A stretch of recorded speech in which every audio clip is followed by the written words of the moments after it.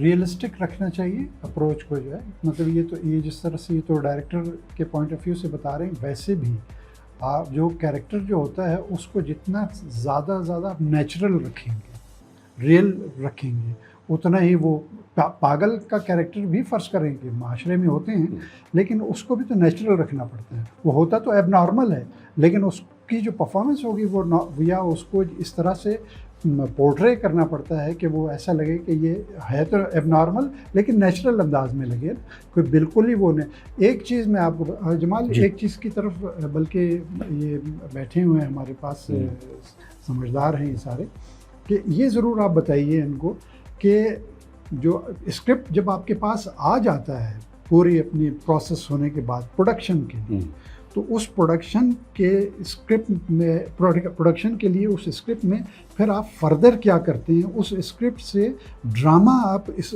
Screen पर किस तरह से मुंतकिल करते हैं सबसे उस स्क्रीन उस स्क्रिप्ट। Very right.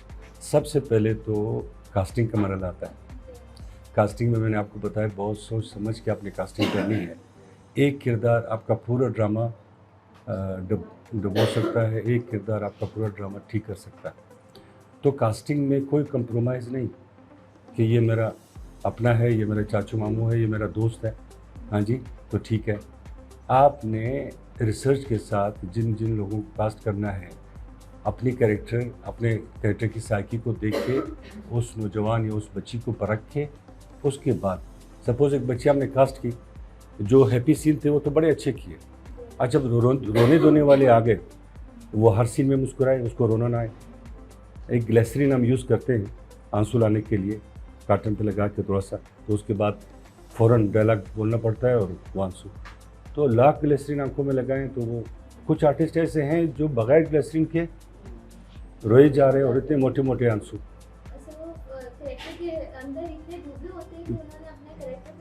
एडॉप्ट किया होता है और कुछ आर्टिस्ट इतने अच्छे इसकी मिसाल में आपकी इसको ज़रा सा आगे बढ़ाते हुए इर्तियाश में जब हमने कुछ इमोशनल सीन्स किए थे महक अली की, महक अली और सनम इकबाल के, जो बहुत ही ज़्यादा उनके वो घर में वो भाभी होती है और उसको कबूलियत नहीं मिल रही होती है अपने घर में ही, तो वो कोई इस तरह के बहुत से जो घरेलू मसाइल पर मबनी वो ड्रामा था। तो उसके अंदर बाकायदा वो सीन में इतनी गुम हो जाती थी कि वो बाकायदा रोती थी, वो रियल उसके आंसू निकलना शुरू हो जाते थे, वो इतनी उस कैरेक्टर में इन्वॉल्व हो चुकी थी। रूही बानो जो हमारी बहुत बड़ी अदाकारा थी, उनका जो ये इस तरह से था, तो वो तो घंटों रोती थी सेट पे, जो भी परफॉर्मेंस उन्होंने किया उसके बाद वो उस कैफियत में रहती थी, वो पता नहीं घंटों। फिर उनको बहुत हसास लोगों का काम है ना ये बहुत ज़्यादा माशरे के बड़े सेंसिटिव लोग होते हैं, जो भी चाहे शायर, अदीब, अदाकार, आर्टिस्ट, ये जो फ़नून लतीफ़ा वाले फ़ाइन आर्टिस्ट जो होते हैं, ये सारे के सारे और भी इस तरह के जो शोबों से मुताल्लिक़ लोग हैं, जो मुजस्समा साज हैं, ये सारे बहुत माशरे के हसास तरीन लोग होते हैं। मैंने तो बल्कि कुछ हमारे जो बहुत कवि साहब थे, कवि साहब तो बात करते हुए रियल में रोना शुरू हो जाते थे, तो फिर उनको तो कभी कभी छू कर ऐसे देखता था मैं, या कभी इस तरह से उनको मैं कहता था कि वाकई आप जो है ना वो मिट्टी के बने हुए हैं या आंसुओं के बने हुए हैं, यहाँ तो इतने सेंसिटिव लोग जो है ना, तो ये शोबा सेंसिटिव लोगों के, तो इसीलिए ये जज्बों को सामने लेकर आते हैं। माशरा जो होता है ना बहुत हमारी तलखियों से भरा हुआ होता है, ये वो लोग होते हैं जो कि हमारे सोसाइटी के लिए, हम सब के लिए ख्वाब लेकर आ जाते हैं, कितना बड़ा काम करते हैं जी। आज तक जब भी कोई प्रोजेक्ट या ड्रामा मैं करता हूँ या सोचता हूँ, तो वो मुझे लगता है कि ड्रामे की फील्ड में एज ए डायरेक्टर मेरा पहला दिन है। हर सब्जेक्ट के नए चैलेंजेस होते हैं, उस सब्जेक्ट पे आपके पास स्टडी होनी चाहिए। जब मैंने कहा कि आपको अच्छा साइकाट्रिस्ट भी होना चाहिए कि आप आर्टिस्टों से काम ले सकें। दूसरा ये है कि आपको मेकअप का अवेयरनेस होना चाहिए, आपको लाइटिंग का सेंस होना चाहिए कि आपके सीन में लाइटिंग ठीक हुई क्या नहीं, ठीक है जी। आपको ये सेंस होना चाहिए कि जब मैं एडिटिंग टेबल पे इसको एडिट करूँगा तो मेरे पास एडिट पॉइंट्स आ रहे हैं कि नहीं आ रहे हैं। अगर आप एडिट पॉइंट्स नहीं लेंगे तो उसके बाद बात ख़त्म। बेसिक जो ड्रामा रिकॉर्ड करने के जो बेसिक शॉट्स हैं, एक है लॉन्ग शॉट जिसमें आप पूरा एटमॉस्फेयर दिखाते हैं, आप समझ लें एक मिड लॉन्ग शॉट है, इंसान की नेचर है, आप कोई चीज़ देखते हैं उसमें तजस्सुस पैदा होता है तो आप 4 कदम आगे जाते हैं। तो पहले तो आप दूर से देखते हैं लॉन्ग शॉट में, फिर आप 4 कदम आगे जाते हैं, फिर जब आपको वो कैरेक्टर और अट्रैक्ट करता है नेचुरली तो आप 5-6 कदम और जाके उसके नज़दीक खड़े हो जाते हैं, फिर वो दैट इज़ क्लोजअप। ठीक है जी, ये ह्यूमन साइकी, आई साइकी के मुताबिक कैमरा मूव करता है। ठीक है जी, एक तो हम नेचुरली नेचर के मुताबिक काम करते हैं।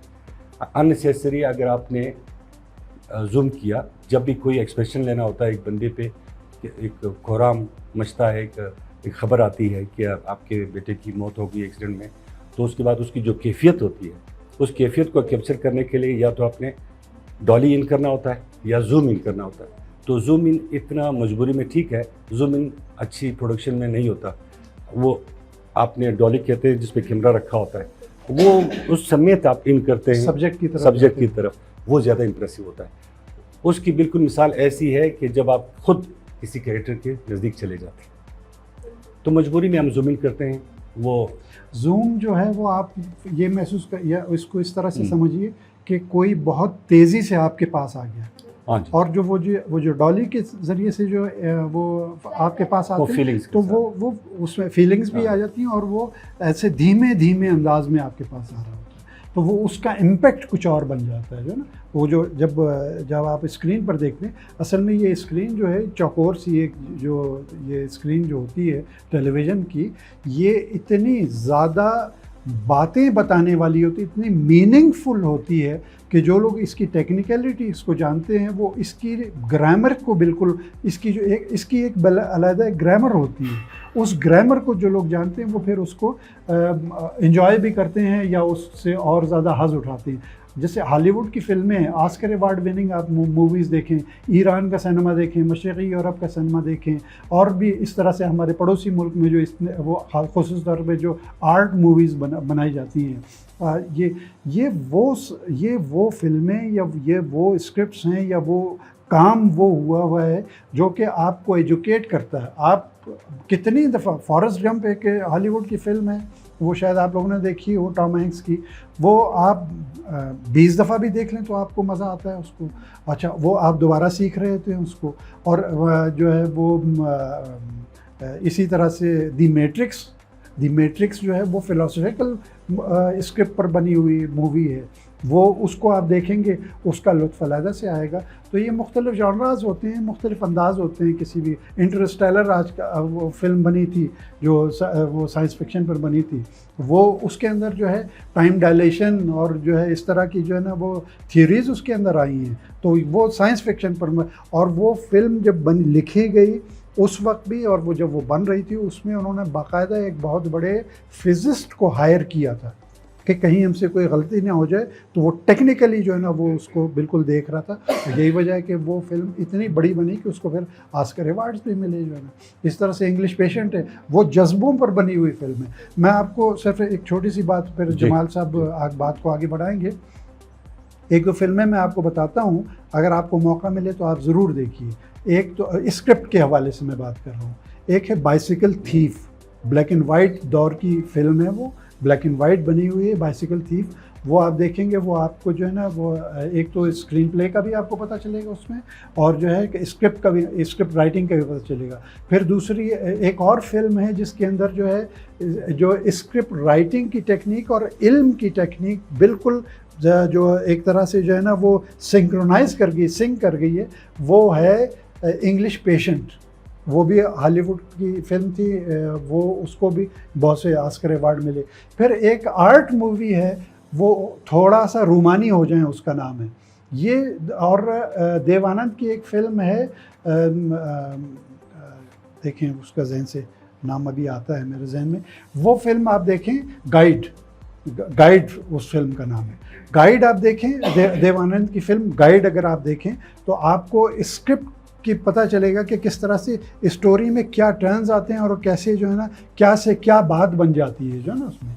तो ये चीज़ें ज़रा सोचने की और समझने की हैं। कुछ फिल्में ऐसी हैं, द कंटेक्ट आप फिल्म देखी, इंग्लिश की एक बड़ी ज़बरदस्त फिल्म है। और इसी तरह से जो है वो ब्रिज ऑन द रिवर क्वाय, ये आप देखिए डेविड लीन की फिल्म है ये। तो ये अब इतने बड़े बड़े डायरेक्टर्स और इतने बड़े बड़े स्क्रिप्ट राइटर्स आए हैं। शोले फिल्म का जो स्क्रिप्ट लिखा गया वो बाकायदा उनके निसाब में शामिल है, कोर्स में शामिल है। तो वो इतना कमाल का स्क्रिप्ट है जो, तो वो चूँकि समझने वाले, अच्छा ड्रामा लिखने की या ड्रामा को समझने की जो कौम है जिसके बारे में कहते हैं, वो कहते हैं कि इंग्लिश जो लोग या अंग्रेज़ जो है वो ड्रामे को समझता है। ये एक वैसे ही कहा जाता है, लेकिन ड्रामे को पनपने में या ड्रामे को आगे बढ़ने में जितना इंग्लिश थिएटर ने काम किया है, इसी तरह से जो है फ्रांस में भी बड़ा ज़बरदस्त काम हुआ, और इसी तरह से जो है यूनान में बड़ा काम हुआ, और फिर हमारे हिंदुस्तान में बहुत काम हुआ। जब फिर बाद में जब पाकिस्तान बन गया, पाकिस्तान में भी काम होता रहा। तो ये बड़े रेफरेंसेस तो हैं इस तरह के जो, तो इनकी तरफ भी आप लोग तवज्जो ज़रूर। जी, वो सीन्स पे हम थे कि हम जब एक लोकेशन पे जाते हैं और सीन रिकॉर्ड करते हैं, वहाँ पे मैंने जो पर्सनली फील किया कि हर सीन इटसेल्फ एक ड्रामा है। वो सीन अगर 1 मिनट का है, 2 मिनट का है, 3 मिनट का है, वो कंप्लीट एक ड्रामा है। उसको आपने एक छोटे ड्रामे की तरह ट्रीट करना है। हर सीन को आप ड्रामे की तरह ट्रीट करेंगे तो वो सारे पिलर्स इकट्ठे होके एक शानदार, एक शाहकार इमारत बन जाती है। कोई सीन फालतू नहीं होता। जिस सीन का कोई इम्पैक्ट ना हो, जिस सीन की कोई कंटिन्यूटी ना हो, वो सीन आप यूँ फाड़ दें और फेंक दें। ये मैं एज अ डायरेक्टर बात कर रहा हूँ। ज़फ़र महराज के साथ ड्रामे के स्क्रिप्ट पे काम कर रहा था, तो काफ़ी अच्छा स्क्रिप्ट बना। एक दिन मैंने फ़ोन किया कि हमारे पास एक बड़ा अच्छा आर्टिस्ट है, हमारा जो ये कैरेक्टर है खातून, ये सोशल वर्कर है। तो अचानक इसकी गाड़ी के सामने एक ख्वाजा सरा ज़िंदगी बचाते हुए आके, तो वो उतरती है और देखती है और उसको पनाह देती है, फिर वो उसकी फ्रेंड बन जाती है और घर में। ये ट्रैक मैंने सोचा था। तो ज़फ़र महराज हैरान रह गया कि ये आप स्क्रिप्ट में कहाँ एडजस्ट करेंगे, जो हमने एक प्लॉट बनाया, जो हमने पूरा दोबारा शुरू से इसको लेके चलना है। तो अच्छा स्क्रिप्ट वो होता है जिसका एक एक सीन एक दीवार के ईंट की तरह हो कि जिसको आप निकालें तो दीवार बदनुमा नज़र आए। अगर वो सीन एक्स्ट्रा है, अगर वो सीन उस सीन के होने और ना होने से कोई फ़र्क नहीं पड़ रहा, तो वो सीन नहीं है, वो आपकी रिक्वायरमेंट नहीं है, उसको हटा दें। इसी में बात को ज़रा सा और आगे बढ़ाते हुए ऐड कर रहा हूँ इनकी बात को कि स्क्रिप्ट में जो जुमला लिखा जाता है, जुमले में भी जितने अल्फाज होते हैं वो भी इतने ही कीमती होते हैं जितने कि सीन। कि अगर एक सीन भी आपने निकाल दिया तो ड्रामा जो है वो तहस नहस हो जाएगा, उसकी इमारत गिर जाएगी। इसी तरह से जो डायलॉग होता है किसी भी कैरेक्टर का, वो इतना मुकम्मल जुमला होना चाहिए। कोई भी बात अब उसके ज़रिए से कह रहा हूँ कि अगर वो उसमें ज़रा सा एक लफ्ज़ भी इधर उधर किया तो माने ही बदल जाए उससे। इतना कॉम्पैक्ट, ये जो ज़फ़र की मिसाल दी, इस तरह से और भी बहुत से स्क्रिप्ट राइटर्स हैं जो कि इतना कॉम्पैक्ट लिखते हैं, इतना जुड़ा हुआ और गुथा हुआ लिखते हैं कि उसमें से कोई सीन या कोई जुमला या कोई लफ्ज़ भी आप निकालें तो वो उसकी जो है पूरी की पूरी जो है जो इमारत है ड्रामे की, वो एक तरह से ज़मींबोस होती हुई नज़र आती है। जी, तो इस बात का ख्याल रखेंगे। ये वही साइकोलॉजिकल अप्रोच है कि पूरी दीवार आपकी ज़बरदस्त शानदार है, एक ईंट गायब है उसमें, तो ऐसा काम ना हो और एक्स्ट्रा भी ना हो। जब एक्स्ट्रा सीन होगा, आप तो फिंगर टिप्स पे हैं, जो सीन एक्स्ट्रा होगा व्यूअर बोर हो जाएंगे और वो चैनल चेंज कर देंगे, वो आपको देखना ही छोड़ देंगे। अच्छा राइटर वो है, अच्छा डायरेक्टर वो है जो अपने व्यूअर को ग्रिप में रखे और अगले एपिसोड, इसी एपिसोड के एंड में इतनी वो सस्पेंस वो क्रिएट कर सके कि आप एक हफ्ता दोबारा इंतज़ार करें नेक्स्ट एपिसोड के लिए। ये आपने स्पेशली राइटर से डिस्कस करना है कि जी हर एपिसोड में जब आप एपिसोड वाइज सिनॉप्सिस बना रहे होते हैं तो ये आपकी डिमांड होनी चाहिए कि हर एपिसोड में आपने ड्रामा वहाँ फ्रीज करना है, वहाँ रोकना है, मुझे ऐसा सीक्वेंस देना है कि व्यूअर एक हफ्ता इंतज़ार बेताबी से करे। अगर ऐसी बात नहीं है तो फिर तो बात ख़त्म हो गई। लास्ट में कंक्लूजन में, बाद में तो आप समझते हैं ये प्री प्रोडक्शन है, पोस्ट प्रोडक्शन है, उसके बाद फिर एडिटिंग के मराइल आते हैं पोस्ट प्रोडक्शन में, उसी को हम देखते हैं। फिर म्यूज़िक उस हवाले से डिसाइड करना है। ज़ाहिर है जब आप साइकोलॉजिकल अप्रोच के साथ जाएंगे तो आपको सारी चीज़ें अपील कर रही होंगी, किस तरह का म्यूज़िक चाहिए, म्यूज़िक डायरेक्टर से म्यूज़िक का सेंस होना चाहिए आपको, उसके बाद जाके एक पूरा ड्रामा बनता है। मैं ये समझता हूँ, आखिरी बात मैं करूँगा, ये मैं नौजवान हमारी है कि ड्रामा आर्ट की एक बहुत पावरफुल फील्ड है, शोबा है, एक ब्रांच है। और ड्रामा में जब से पैसा आ गया, कमर्शलिज्म, पैसा कमाने, तो ड्रामा फौत हो गया। आज भी दुनिया में कमर्शियल पॉइंट ऑफ व्यू से अलग चीज़ें बनती हैं जिसने से पैसा कमाना है, और वर्ल्ड वाइड कंपटीशंस के लिए अलग चीज़ें बनती हैं, वो आपको बड़े बड़े ऑस्कर अवार्ड तक लेके जाती हैं। वो है क्रिएटिव आर्ट वर्क। इन दोनों का फ़र्क आप रखें कि आपने क्रिएटिव आर्ट वर्क करना है या आपने पैसा कमाना है, मार्केटिंग के लिए करना है, कमर्शियल के लिए करना है। तो असल ड्रामा वो है जिस पे आपको इंटेलेक्चुअल फोरम से आपको अवार्ड्स मिले, उसकी पज़ीराई हो, that is called the real drama. Thank you. बहुत बहुत शुक्रिया मोहसिन शकील साहब आपका भी और जमाल तरीन साहब आपका भी कि आप लोग यहाँ पर आए और बहुत शॉर्ट ड्यूरेशन में आपने स्क्रिप्ट राइटिंग एंड प्रोडक्शन के ऊपर जो है अपने ख़यालात का इजहार किया है और हर एंगल से उस पर रोशनी डाली है। इसी के साथ अगर हमारे ऑडियंस का कोई क्वेश्चन है तो आप लोग पूछ सकते हैं about script writing and production. अस्सलाम वालेकुम सर, मैं मीडिया स्टडीज़ का स्टूडेंट हूँ यूनिवर्सिटी बलूचिस्तान में। जैसे आपने बात की स्क्रिप्ट राइटिंग की, तो उस हवाले से मेरे दो छोटे सवालात हैं। पहला सवाल ये है कि स्क्रिप्ट राइटिंग में जो आपने कहा कि ये एक आर्टिस्टिक स्किल है, तो इसी वजह से जो नई दरियाफ्त या जो नई इनोवेशन आई है आर्टिफिशियल इंटेलिजेंस की, तो उसकी इस पे क्या असर पड़ेगी? और वो जो है उसका एग्जांपल ये है कि हम रिसेंटली एक शॉर्ट फिल्म बना रहे थे, तो मैंने ख़ुद से एक स्क्रिप्ट लिखी एक रियल बेस्ड इवेंट पे, तो मेरे एक दोस्त ने उसी को ChatGPT से मतलब लगा के मतलब उसने बना दी स्क्रिप्ट। लेकिन वो जो था वो ChatGPT या जो आर्टिफिशियल इंटेलिजेंस था वो आपका लोकल कंटेक्स्ट नहीं समझता है कि यहाँ पे क्या हो रहा है। जिस तरह आपने कहा कि वो कंप्यूटर जो है वो इंसान के इंस्ट्रक्शंस पे चलते हैं, तो उसके मोहताज है। दूसरा सवाल मेरा ये कि जो स्क्रिप्ट राइटर होता है वो एज आ आर्टिस्ट जो है उसका तो यही होता है कि वो एक अच्छा पैगाम अपनी जो आर्ट्स के ज़रिए लोगों तक पहुँचा दे। लेकिन उसमें एक चीज़ आ जाती है जो अक्सर वो पाकिस्तानी ड्रामा में एक परसेप्शन लोगों का पाया जाता है कि वो स्टेरियोटाइपिंग करती है लोगों के, ख़ासकर जो पश्तून को उसको एक शक्ल में दिखाया जाता है कि वो पोर्ट्रे किया जाता है कि ये पश्तून जब होगा तो ये होगा या ये होगा तो ये होगा। कोई इस हवाले से अगर आप कुछ बता दे तो शुक्रिया। आपके इस सवाल को ही वो जिस तरह से आपने ये एक मिसाल दी, शायर की मिसाल भी मैं आपको दूँगा कि शायर को भी वो इसी तरह से दिखा देते हैं कि कोई उसके में जो है ना वो बाल उसके बिखरे हुए हैं और अजीब सा वो नज़र आने वाली कोई शख्सियत होती है, हालांकि शायर तो लोगों की जो है वो फ़िक्री तौर पर जो है ना रहनुमाई कर रहा होता है।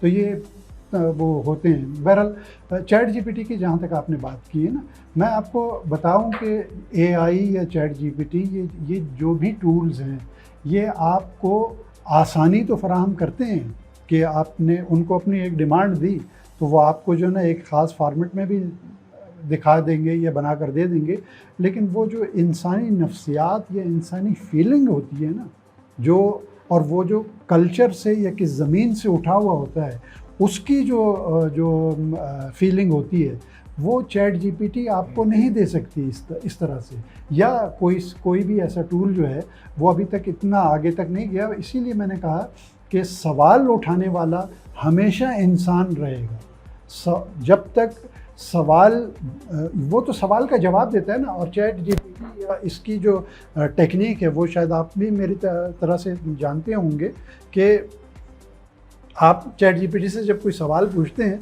तो उसके पास जितना कोई उसके जो है ना वो साइबर स्पेस में जो कुछ सवालात पहले मौजूद होते हैं ना, ऑलरेडी जो होते हैं, वो उन्हीं को बहुत जल्दी जो है प्रोसेस करके एनालाइज करके आपको जवाब दे देता है। सिर्फ उसका कमाल ये है, लेकिन फीलिंग्स उसके अंदर कहीं नहीं है, आंसू उसके अंदर कहीं नहीं है, उसके अंदर जो ना जो अगर फ़र्ज़ करें कोई तसादम है या कोई आप जो आवेज़िश दिखाना चाहते हैं वो कहीं पर नहीं होगा। वो सिंपल आपको जो ना एक फॉर्म बना कर दे देगा, उसको आप इस्तेमाल करें। और ChatGPT से फ़ायदा ज़रूर उठाना चाहिए, लेकिन मेरा ख्याल है कि इंसान या क्रिएटिव आर्टिस्ट जो होता है, राइटर क्रिएटिव जो होता है, वो इससे कहीं आगे का होता है। मैं अब भी बहुत से सवालात ChatGPT से जब पूछता हूँ तो उसने मुझे कि एक नहीं कोई 10 या 12 मरतबा ये कहा है कि सॉरी मुझे इस सवाल का जवाब नहीं आता।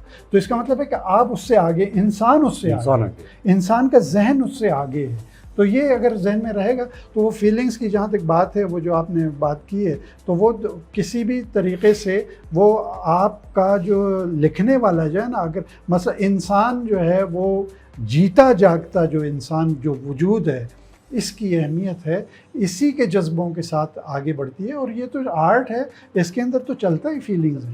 सर क्या आप ये नहीं समझते कि जो स्क्रिप्ट राइटिंग के जो स्टूडेंट्स हैं जो ये सीखना चाहते हैं, वो अगर पूरे ChatGPT पे रिले रहे, वो उसकी जो आर्टिस्टिक स्किल है वो किल नहीं होती इस वजह से? जी बिल्कुल बिल्कुल, आप दुरुस्त कह रहे हैं। इसमें जो है जो प्योर आर्टिस्ट होते हैं ना, मैं वही कह रहा हूँ कि जो तख्लीकी फ़नकार होता है, जिसके पास सवाल ही सवाल होते हैं और जो बहुत सी बातें माशरे को मुंतकिल करना चाहता है, ChatGPT उस तरह का काम तो नहीं कर सकता ना। तो अपर हैंड तो इंसान का या फ़नकार का ही रहेगा, आर्टिस्ट का ही रहेगा। और जब तक आपके पास हैरत है और आपके पास आंसू हैं, आप ChatGPT से कहीं आगे हैं। सर, मेरा नाम लारे फराज है और मैं मीडिया जर्नलिज़म की स्टूडेंट हूँ SBK यूनिवर्सिटी से। सर, मेरा क्वेश्चन आपसे ये था कि आपने हमें स्क्रिप्ट राइटिंग के बारे में बताया, डायलॉग्स के बारे में बताया कि कुछ जो राइटर्स होते हैं वो बहुत ज़्यादा तवील डायलॉग्स लिखते हैं। और अभी जो है, अगर हम भी सीख रहे थे तो हमारे टीचर्स ने भी हमें कहा कि आप ना डायलॉग्स हमेशा शॉर्ट रखें, उसको इतना कंसाइज ना करें कि जो है बंदे को समझ ही ना आए या बंदा कंफ्यूज हो जाए कि ये प्लॉट है या वो है, डायलॉग्स हैं। एक मेरा क्वेश्चन आपसे ये था। और एक आप क्या सोचकर जब आप स्क्रिप्ट लिखते हैं तो आपको किस तरह से फील होता है कि इधर क्लाइमैक्स आएगा, इधर सब क्लाइमैक्स आएगा, इस पे ब्रिज म्यूज़िक लगेगा या इस पे ओपनिंग क्लोजिंग इस पे किस टाइम लगेगी? तो ये आप सब कुछ पहले सोच कर फिर आप लिखते हैं, या जो है ये सब क्लाइमैक्स जो है किस तरह आता है, इसके बारे में आप थोड़ा बताएं। इंतहाई खूबसूरत और बहुत ही कमाल की तख्लीकी सरगर्मी जो होती है ना, वो किसी कहानी या किसी शेर या किसी अफसाने या किसी नावल या किसी ऐसी तख्लीकी सोच में मुब्तला होना, ये सबसे खूबसूरत तरीन इंसान का अमल है। और इंसान को शायद खुदा ने एक इतना बड़ा इनाम दे रखा है। ये जो लोग सोचने वाले होते हैं वो तो आप समझ लें कि दे आर ब्लेस्ड। ये खुदा के बहुत ही ज़्यादा जो है नवाजे हुए लोग होते हैं।